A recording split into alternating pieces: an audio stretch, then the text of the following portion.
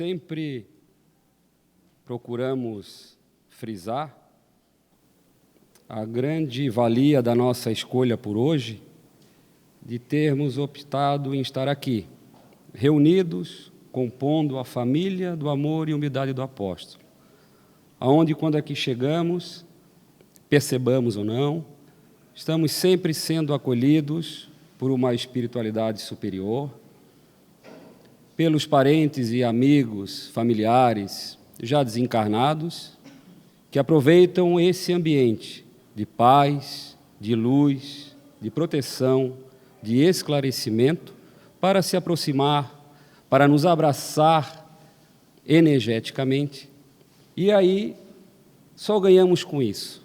Somos fortalecidos, somos reequilibrados, porém, todo esse equilíbrio, toda essa energia permanecerá dentro de nós pela nossa escolha, de continuarmos com pensamentos no bem, elevados, manter e levar essa tranquilidade e esse amparo das portas para fora.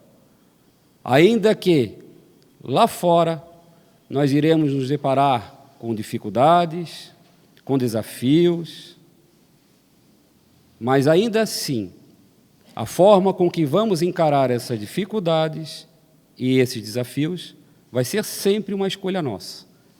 E por vibrar positivamente, energeticamente, estarmos propostos a termos paciência, tolerância, fé, porque aqui recebemos energeticamente uma porção de elementos que vão nos gerar fé, tranquilidade, otimismo, esperança.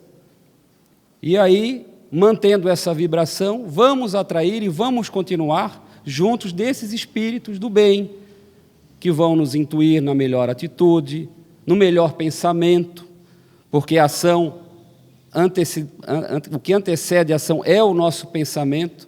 Então, pensamentos equilibrados, otimistas, alegres, com alegria de viver, vão nos proporcionar executar tarefas e atitudes de igual valor. Da mesma forma que, se tivermos pensamentos ainda vinculados à vingança, à amargura, à inveja, à intolerância, à raiva, à angústia, a sensação de estarmos sozinhos, coisa que nunca estamos. A única coisa que temos certeza é que nós nunca estamos sozinhos. Agora, a companhia que vão estar junto de nós também é uma escolha. Porque daí, se mantivermos essas vibrações elevadas, estaremos com espíritos de igual vibração, que vão nos amparar, vão nos intuir e vão nos guiar. Da mesma forma, se tivermos com pensamentos desequilibrados, juntaremos por nós, pela lei da atração, espíritos que pensam e que reagem da mesma forma, com agressividade, com rispidez, com intolerância. Então, sempre na nossa vida vai ser uma questão de escolha. E sempre vamos escolher o resultado dos nossos atos. Jamais percamos tempo em atribuir aos outros consequências que são frutos da nossa intolerância, da nossa invigilância, das nossas más escolhas. E isso nos fortalece, porque somos responsáveis por tudo aquilo que fizemos e haveremos de colher os resultados pelo aquilo que praticamos. Em época de coronavírus, em época de inundações, em épocas de queimadas que devastaram cidades, em épocas de desastres, enfim, quando a dificuldade nos aflora e principalmente atinge a coletividade, nós ficamos nos perguntando, mas que mundo é esse? Será que a lei do progresso, da evolução, está atingindo realmente o planeta em que nós habitamos? Diante de tantas adversidades, de tanta problemática para muitos. E aí eu peço que reflitamos e começamos a olhar essa trajetória do nosso planeta e a gente vai perceber que sim, jamais a marcha evolutiva cessa. Se nós formos relembrar lá na época de Cristo, nós nos víamos ainda nos comprazendo com verdadeiras atrocidades. Perseguições aos cristãos provocavam verdadeira carnificina. Espíritos endurecidos, verdadeiramente perversos. É só a gente analisar os fatos. Eles eram um povo ainda que se divertia com o sofrimento, vendo aqueles cristãos sendo jogados às feras, e ali eram crianças, eram idosos, eram mulheres. Não existia aquele sentimento de compaixão ainda pelo endurecimento, pela ignorância ainda de nós, espíritos que estávamos reencarnados ainda na época. Hoje, já não é mais permitido isso. Por mais que a nossa sociedade continue egoísta, continue materialista, continue exercendo a cultura do ter sobre o ser, mas já evoluímos, sim. Nós não nos permitimos mais, em povo nenhum, em lugar nenhum do planeta, que seja ainda escravizado. Todos se sensibilizam, todos acabam se voltando e levantando a bandeira para que isso não ocorra mais, para que isso não seja mais permitido. Ainda que dificuldades pontuais, que acontecimentos ainda extremamente desastrosos aconteçam, mas a coletividade já não se permite mais a tantas atrocidades. E aí a gente vê um contraponto, naquela mesma época, ainda espíritos ainda endurecidos, espíritos ainda que se compraziam com o sofrimento alheio e faziam questão de assistir em praças públicas esse tipo de situação. Nós também temos espíritos reencarnados de uma magnitude muito grande. Espíritos que nos revelavam comprometidos com a verdade, cristãos a serem lançados às feras, queimados em fogueiras, porém, sem nenhum momento de arrependimento diante da oportunidade de testemunho da fé inabalável e incondicional ao Cristo. Quantos aqueles que naquele momento foi dada a oportunidade de negar a Cristo para não ir ser lançado às feras, para não ser queimado em fogueiras, e eles naquela fé inabalável, naquela confiança da vida, da continuidade da vida, de defender o Cristo na sua lei de amor, de bondade e de justiça, e sem temor nenhum, mantiveram a sua confiança no Jesus, no Libertador. E aí, com toda certeza, aquele sofrimento que estava sendo executado no momento, para eles foi uma libertação. Tamanha era a certeza, a fé inabalável naquele Cristo, naquela renovação de atitude da Boa Nova. Então percebam que em todos os momentos da Terra, diante da diversidade de espíritos que aqui reencarnam, embora estejamos no mesmo grau evolutivo de ainda espíritos imperfeitos, cada um no seu grau, mas ao mesmo tempo que temos ainda notícias de feminicídio, de estupros, de todo tipo de agressão e violência, também temos exemplos de caridade, de solidariedade a toda prova. Quantos espíritos nesse momento reencarnados estão dedicando a sua vida ao próximo, a minimizar a dor, a minimizar o sofrimento, dedicam a sua vida a fazer o bem. Pena que ainda nos nossos olhos ainda estão voltados apenas para aquilo que é em desequilíbrio, aquilo ainda que nos espanta, parece que nos alimenta uma morbidez ainda.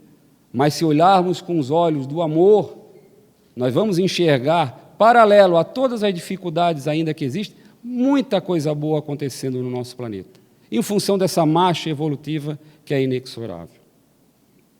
Hoje, um pouco mais esclarecidos, não nos permitimos a tamanha violência, ainda que exceções nos surpreendam, mas, via de regra, nos tornamos mais toleráveis com aqueles que pensam e agem diferente da gente. Existia, na época, um conceito de raça pura, de raça superior, aonde quem não pertencia àquela raça era escravizado. Hoje, a ciência já nos prova que não existe diferença de raça nenhuma, não existe raça superior. Existe só uma raça, a raça humana. Já foi comprovado que reuniram várias etnias e pessoas de vários países e provaram que todos derivavam de uma mesma raiz. A miscigenação é muito grande. Então, a ciência nos comprova cientificamente que todos somos iguais. O que nos difere são as atitudes. O que nos difere é a boa vontade de progredir. O que nos difere é o esforço, porque ainda temos dentro de nós ainda o ciúme, a inveja, a intolerância, a dificuldade de compreender o outro. Mas à medida que nos esforçamos para colocar em prática os ensinamentos que recebemos em todas as religiões que estão aí, que fazem, que cumprem muito bem o seu papel, e aqui a doutrina espírita que vem nos esclarecer, que vem nos mostrar o caminho sem rotulações, sem distinguir ninguém, mas nos afinizarmos pelas boas ações e pelos bons propósitos. Reflexo da lei natural que nos impulsiona sempre para a evolução, ainda que insistimos inutilmente em atrasar a marcha, sempre estaremos hoje em melhores condições que estávamos ontem. Essa também é uma certeza que nos tranquiliza.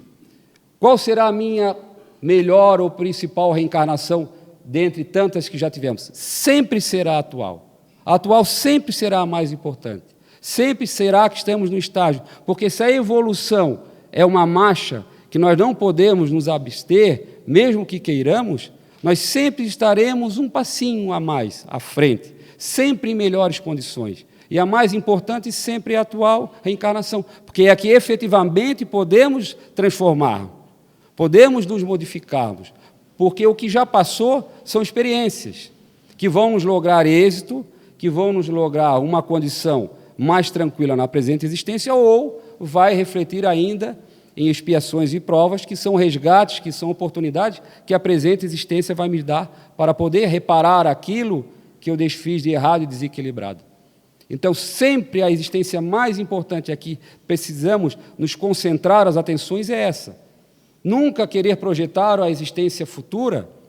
A existência futura se constrói no ato do dia a dia, do hoje. Não em promessas, não em projeções. E também não se agarrar ao passado, porque o que precisamos viver sempre é o presente.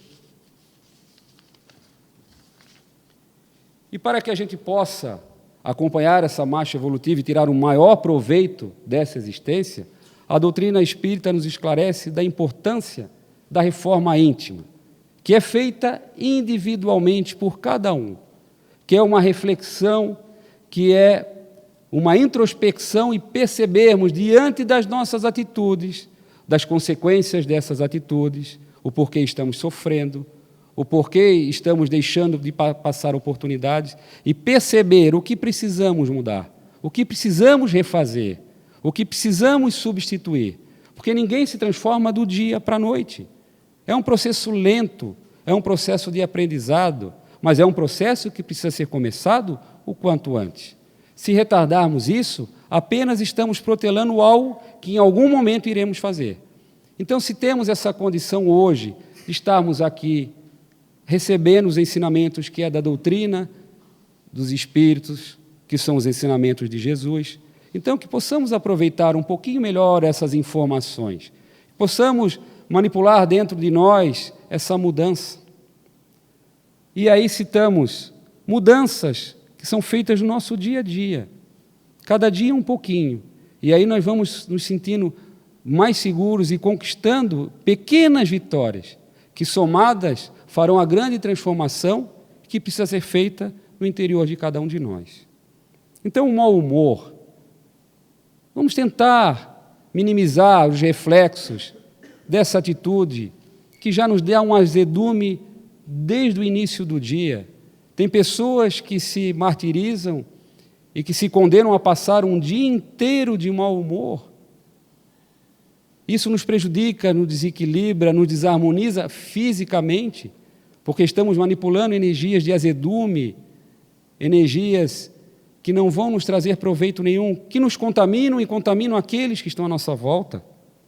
A irritação por pequenas coisas, qualquer coisa nos irrita. E isso está ainda intrínseco dentro de nós. Em algum momento da vida nós passamos por isso. Se hoje nós já estamos libertos dessa irritação, se a gente já consegue se controlar, que bom. Mas ainda precisamos, todos os dias, sem baixar a guarda, lutar contra essas dificuldades que nós mesmos alimentamos. Porque, volto a dizer, é uma questão, o bom humor e o mau humor é uma questão de escolha. Se irritar facilmente ou se acalmar, perceber o que nós vamos, as dificuldades que nos esperam durante o dia, Mas se a gente nos propor a encarar ela de uma maneira mais leve, mais tranquila, com toda certeza nós teremos resultados melhores. O olhar malicioso, a palavra áspera, o querer mudar o outro, prevalecer a nossa opinião, o pessimismo. Quanto tempo perdido em alimentar o pessimismo? Ó dia, ó azar, porque está chovendo, porque está muito quente, porque tem muito barulho, porque tem muito silêncio. Vamos nos acostumar com aquilo que nós não podemos mudar. E aí transformar aquela dificuldade, quem sabe, numa oportunidade de aprendizado. A falta de coragem, a falta de fé, que nos deixa estagnado, que não faz nos movermos um passo, não vai fazer diferença nenhuma. Então vamos encarar a dificuldade, vamos tentar pelo menos. E nós nunca estamos sós. Nós temos a companhia dos nossos guias e mentores espirituais, familiares, amigos. Nunca estamos sós. Vamos ter a fé em nós, que temos todas as condições. Se Deus nos deu essas dificuldades, é porque sabe da nossa força e da nossa capacidade de poder superá-las.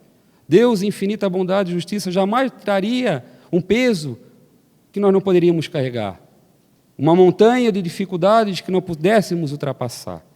Então tenhamos essa fé em nós, essa fé em Deus, essa fé na vida, essa fé nos amigos que estão à nossa volta. E aí, não que os problemas vão desaparecer, mas com mais força e com mais convicção a gente pode, e com certeza irá superá-los. A preguiça, a acomodação, a indiferença, tanta gente sofrendo, tanta gente ao nosso lado, que nós podemos ajudar de alguma forma, seja com um olhar, seja com um silêncio, seja escutando, seja dando um bom dia, uma boa tarde. Quantas pessoas lá fora e a gente tornam elas invisíveis aos nossos olhos? Quanta indiferença! Será que a gente não gostaria de receber um carinho, um ombro amigo, uma palavra, um olhar carinhoso quando a gente se encontra em dificuldade? Quem é que não quer ser acolhido num momento de dificuldade? De saber que pode ter com quem contar? Ou seja um familiar, seja um amigo, seja um desconhecido, que nos aborda num elevador, na entrada, na saída de algum ambiente, e vem com um sorriso. O que um sorriso é capaz de fazer no dia de uma pessoa? E será que é tão difícil assim a gente sorrir para as pessoas que estão ao nosso lado?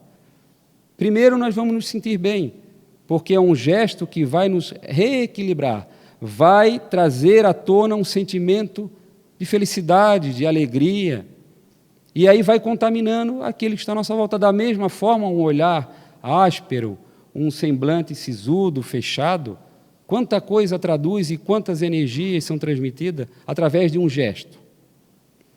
Caridade em ação. Caridade em ação de todas as virtudes, de toda, da fé, da esperança, a caridade é a sublimação de todas elas. E a caridade em ação se resume em benevolência para com todos.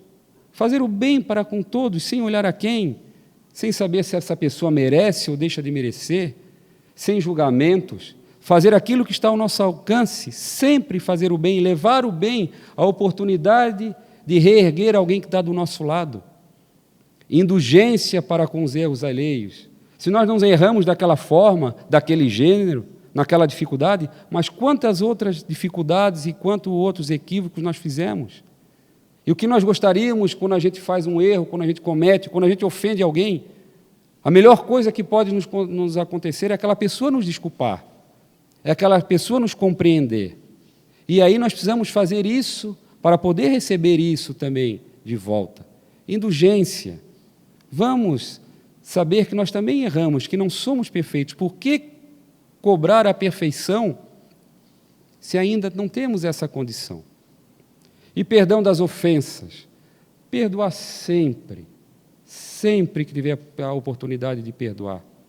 E ao perdoar é um processo de uma escala, porque se ainda estamos com uma dificuldade muito grande, que pelo menos a gente tolere, que pelo menos a gente respeite, que pelo menos a gente conviva, e aí aos poucos a gente vai aumentando esse processo através da caridade, e aí um dia nós conseguiremos perdoar. E mais além um pouquinho, não se sentiremos mais ofendidos com nada, porque sabemos que é um equívoco que aquele irmão está fazendo. E aí não nos sentiremos ofendidos.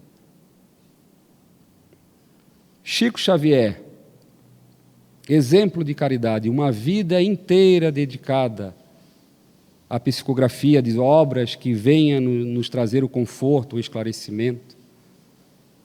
20 e poucas horas, 18, 20 horas por dia, em incessante trabalho pelos outros, pelo bem-estar, pelo consolo. Quantas famílias, através da psicografia, de suas cartas, de seus entes queridos, que ele confortou, que ele trouxe a paz e a tranquilidade para aquela família tão sofrida. Madre Teresa de Calcutá, uma vida inteira dedicada aos doentes. Certa feita, alguém passa por ela e ela está limpando a ferida de um doente. E a pessoa então diz para ela: senhora, por dinheiro do mundo eu iria conseguir fazer isso.